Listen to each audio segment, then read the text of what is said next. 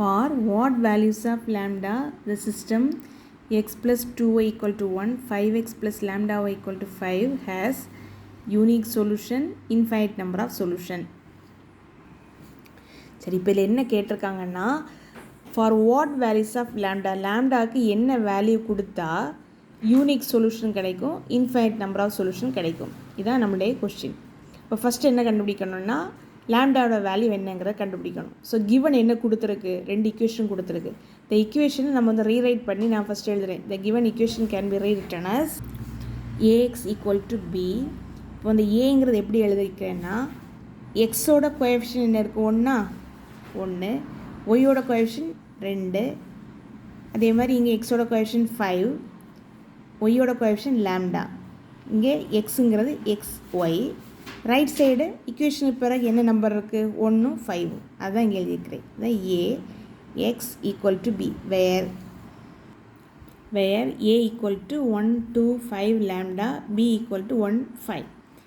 Next இனி என்ன பண்ணுறோன்னா, த ஆகுமெண்டட் மேட்ரிக்ஸ் எழுதுகிறேன்.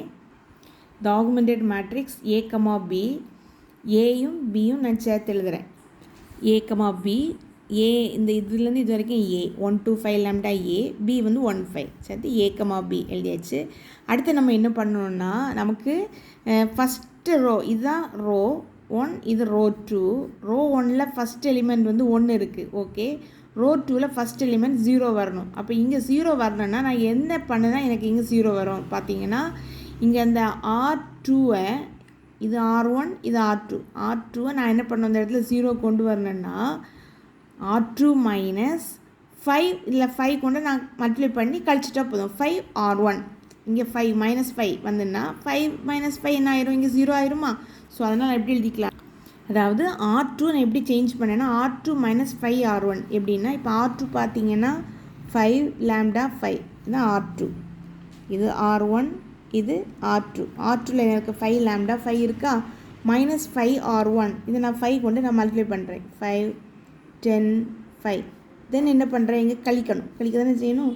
ஸோ மைனஸ் போட்டேன்னா இது R2, இங்கே மைனஸ் 5 R1. இந்த 5 5 இது ஆயிரும் 0, இங்கே லேம்டா மைனஸ் 10, இங்கே 0 கிடைக்கும். ஸோ இது நான் அப்படியே இங்கே எழுதிக்கிறேன், 0 லேம்டா மைனஸ் 10 0. நெக்ஸ்ட் இப்போ பார்த்தீங்கன்னா, லேம்டாக்கு என்ன வேல்யூ கொடுத்தா நமக்கு யூனிக் சொல்யூஷன் கிடைக்கும். இப்போ இதை வந்து நான் இப்போ 2 கேஸ் இருக்குது, 2 கேஸில் நமக்கு கேட்டிருக்காங்க கொஸ்டின். கேஸ் 1 வந்து என்ன எழுதிக்கலான்னா, லேம்டா வந்து இதில் வந்து என்ன இருக்கலாம், 0வும் இருக்கலாம், 0 வராமலும் இருக்கலாம். இதான் 2 பாசிபிள். ஒன்று இதனுடைய வேல்யூ வந்து 0 வரணும்னா லேம்டாக்கு நான் 10 கொடுத்தா 0 வரும். லேம்டாக்கு நான் 10 கொடுக்காமல் இருந்தால் இது என்ன ஆகும், நாட் ஈக்குவல் டு 0. இப்போ வந்து நான் lambda minus 10 not equal to 0வாக இருந்தால் என்ன ஆகும், lambda minus 10 not equal to 0வாக இருந்தால், அதாவது லேம்டா நாட் ஈக்குவல் டு 10ஆக இருந்தால் என்ன ஆகும்னா, இங்கே நமக்கு ஒரு நம்பர் கிடைக்கும். அப்போது ரேங்க் ஏ என்னவாக இருக்கும், ரேங்க் ஏ ஈக்குவல் டு இந்த 2 ரோவுமே நான் ஜீரோ எலிமெண்ட். ஸோ 2. ரேங்க் ஏபியும் என்ன ஆயிரும், ரேங்க் ஏபியும் என்ன ஆயிரும்னா, ஏக்கும் பிக்கும் சேர்த்து நான் ரேங்க் எடுத்தாலும் எனக்கு 2 தான் கிடைக்கும். தென் அன்னோன் வேரியபிள்ஸ் பார்த்தீங்கன்னா அதுவும் என்ன தான், 2 தான். அன்னோன்ஸ் அதுவும் 2 தான். அப்போ எல்லாமே ஈக்குவலாக இருக்குது. Rank A, rank AB, unknowns எல்லாமே ஈக்குவல் டு 2 அப்படி இருந்துன்னா நம்ம என்ன சொல்லலாம்னா கன்சிஸ்டன்ட். அதே நேரம் யூனிக் சொல்யூஷன். இதுக்கு என்ன கிடைக்குன்னா consistent. The system is consistent and is unique solution. The system is. So அப்போ வந்து நமக்கு லேம்டா நாட் ஈக்குவல் டு 10 இருந்தால் rank A, rank AB, unknowns எல்லாமே ஈக்குவல் டுவாக இருக்குது. அப்போ the system is consistent and unique solution. இனி கேஸ் 2, அடுத்த கேஸ் நான் எடுக்கிறேன். என்ன இருக்கலாம், அடுத்த பாசிபிள் லேம்டா ஈக்குவல் டு 10 இருக்கலாம். லேம்டா 10 இருந்தால் எனக்கு என்ன கிடைக்கும், இங்கே பார்த்தீங்கன்னா லேம்டா 10 போட்டால் இங்கே 0 ஆயிடும். இப்போ இந்த ரோ ஃபுல்லுமே 0 ஆயிடும். அப்போ ரேங்க் ஏயும் என்ன தான் வருது, இந்த ஒரே ஒரு ரோ மட்டும்தான் நான் ஜீரோ எலிமெண்ட் இருக்குது. ரேங்க் ஏயும் ஒன்று தான், ரேங்க் ஏபியும் ஒன்று தான். நம்பர் ஆஃப் அன்னோன்ஸ் வந்து 2. இப்போ அதை விட இது எப்படி இருக்குது, கம்மியாக இருக்குது.